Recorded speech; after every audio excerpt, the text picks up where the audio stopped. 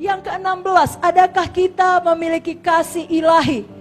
Kasih ilahi kalau disimpulkan artinya tidak mementingkan diri sendiri. Karena kalau kita mengasihi, kita tidak egois. Kasih ilahi bukan perasaan tetapi karakter. Dan dia selalu mau melakukan yang terbaik bagi orang lain.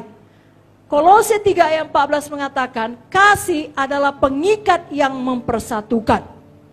Kasih itu mau berkorban, bahkan menyerahkan nyawanya. Kasih tidak berbuat jahat terhadap sesama manusia. Dan kasih tidak akan mengecewakan. Sebaliknya, keegoisan memikirkan diri sendiri kebalikan daripada kasih. Sebabnya, kalau seseorang egois, dia tidak memiliki hubungan yang baik dengan sesama manusia. Saudaraku, Tuhan Yesus adalah contoh teladan yang paling utama tidak egois. Dalam Roma 15 ayat 1-3 saya bacakan. Kita yang kuat wajib menanggung kelemahan orang yang tidak kuat. Jangan kita mencari kesenangan diri sendiri. Setiap orang di antara kita harus mencari kesenangan sesama kita demi kebaikannya untuk membangunnya. Karena Kristus juga tidak mencari kesenangannya sendiri.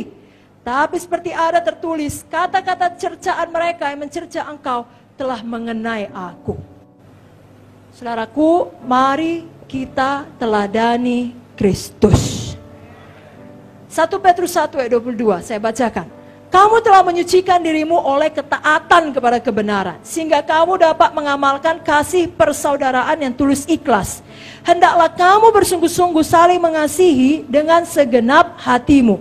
Jadi kita taat dulu pada kebenaran, baru kita dapat mengamalkan kasih yang tulus ikhlas. Kasih yang betul-betul mau berkorban kepada sesama saudara kita. Ya. Tuhan atau Roh Kudus selalu mau menegur kita kapan kita sudah bersikap egois. Tapi kita harus mau ditegur oleh Tuhan. Kita harus mau meresponi atau menanggapi ya kebenaran yang Tuhan singkapkan pada kita. Masih perlu bertumbuh di dalam area ini, anakku. Pada waktu kita memberikan tanggapan yang benar kepada apa yang disingkapkan Tuhan, maka sesuatu perubahan terjadi dalam hati kita. Kita menjadi lebih mengasihi. Demikianlah proses ini berulang sampai akhirnya kita sampai ke tingkat kasih yang benar-benar ilahi, tidak berpura-pura terhadap saudara seiman. Respon kita terhadap terang Tuhan, terhadap teguran Tuhan, akan keegoisan kita, akan menyembuhkan semua bagian-bagian hati kita yang gelap, yang bingung, ataupun di mana tidak ada persatuan dalam gereja kita. Tuhan akan menyembuhkan itu semua. Karena terang Tuhan memimpin kepada kasih dan kepada persatuan. Saya bacakan 1 Yohanes 1 ayat 7. Jika kita hidup dalam terang sama seperti Dia dalam terang, Zoe itu terang, saudara, maka kita beroleh persekutuan seorang dengan yang lain. Dan darah Yesus anaknya itu menyucikan kita daripada segala dosa. Jadi teranglah yang memimpin kepada kasih. Tidak ada jalan lain untuk dapat sampai kepada kasih selain berjalan di dalam terang. Persekutuan atau persatuan kita satu dengan yang lain harus didasari berjalan dalam terang. Hanya teranglah yang memimpin kepada kasih dan persatuan sejati. Sudah mengerti? Jadi tidak perlu kita heran. Kita belajar teranglah yang memimpin kepada kasih dan persatuan yang sejati. Mustahil bagi kita memiliki persatuan sejati kalau kita menghindari terang. Kasih kita disempurnakan bila kita mau menanggapi terang Tuhan. 1 Yohanes 2 ayat 5 berkata, barang siapa menuruti firman-Nya, dalam orang itu sungguh sudah sempurna kasih Allah. Dengan itulah kita ketahui kita ada di dalam Tuhan. Mari kita berjalan dalam terang, saudaraku. Jangan berjalan di dalam gelap. Amin. Lalu kalau kita berjalan dalam gelap, ya, itu akan menghancurkan persekutuan kita dengan Tuhan, bukan hanya dengan sesama. Yang paling nyata adalah dosa. Mari kita buang dosa. Lalu kebencian, tidak mau mengampuni. Mari kita ampuni. Kemarin bahkan kita sudah belajar mengenai Daud. Sudah mati pun Saul, diciptakannya lagu untuk mengingat Saul. Ada orang yang menguburkan mayat Saul, dipujinya, dihiburnya. Kuatkan hatimu, Tuhanmu sudah mati.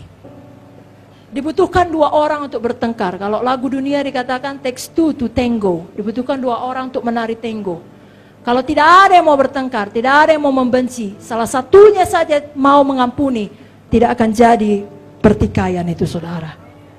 Itulah berjalan di dalam terang. Hari ini kita ingat, terang mendahului kasih. Mentaati terang kebenaran Tuhan, itulah yang membawa kepada kasih sejati dan kepada persatuan.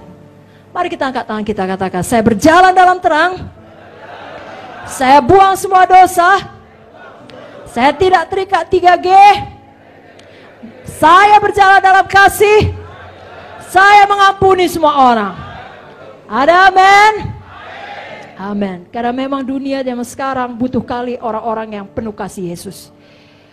Saudaraku, dunia zaman sekarang adalah dunia yang buas. Izinkan saya membaca 1 ayat dari Titus 1 ayat 12 sampai 13. Pada akhir zaman ini, menurut Matius 24 ayat 12, kasih kebanyakan orang menjadi dingin. Betul, saudara? Kita tidak mau termasuk di dalamnya. Walaupun banyak kedurhakaan, banyak orang berontak, kasih kita tetap panas.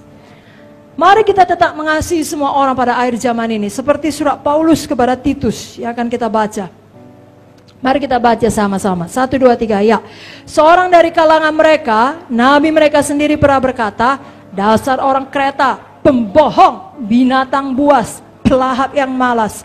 Kesaksian itu benar, karena itu tegurlah mereka dengan tegas supaya mereka sehat dalam iman.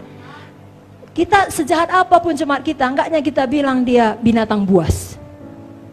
Atau ada kita sampai bilang binatang buas semua jemaat gitu kan, enggak. Tapi itulah yang terjadi kepada orang-orang Kreta yang dilayani oleh Titus. Sangat jahat, pembohong, binatang buas, pelahap yang malas. Tetapi Titus tetap mengajar mereka sebagaimana yang diajarkan oleh Paulus supaya mereka berjalan dalam kasih ilahi. Dalam Titus 2 ayat 2 dikatakan, laki-laki yang tua hiduplah sederhana, terhormat, bijaksana, sehat dalam iman, dalam kasih. Titus 2 ayat 3, perempuan yang tua hidup sebagai orang beribadah, jangan memfitnah, jangan menjadi hamba anggur, cakap mengajar hal-hal yang baik. Titus 2 ayat 4, perempuan muda kasihi suami, kasihi anak, hidup bijaksana, suci, rajin mengatur rumah tangga, baik hati, taat. Titus 2 ayat 5, orang-orang muda kuasai dalam segala hal, dan seterusnya. Sekarang ini pun mungkin ya dunia di sekitar saudara seperti orang Kreta, pembohong, binatang buas, pelahap yang malas. Tapi saudara tetap bisa memiliki kasih yang panas. Saudara aktifkan Zoe di dalam ini. Karena memang dunia terhilang membutuhkan orang-orang yang rela hidup sebagai Kristus-Kristus yang penuh kasih. Saudaralah Kristus-Kristus kecil di dalam dunia sekarang ini. Amin, saudara.